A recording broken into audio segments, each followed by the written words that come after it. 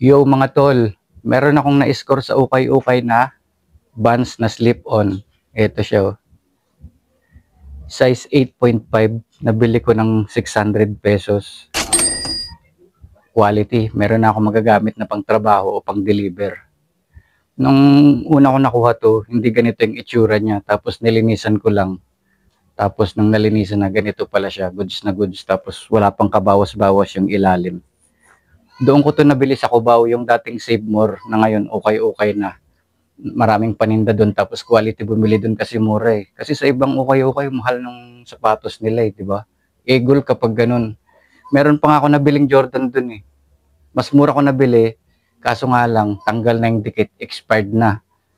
Tapos binili ko pa rin. Sinubukan ko itanong sa mga traditional na shoemaker kung pwede idikit.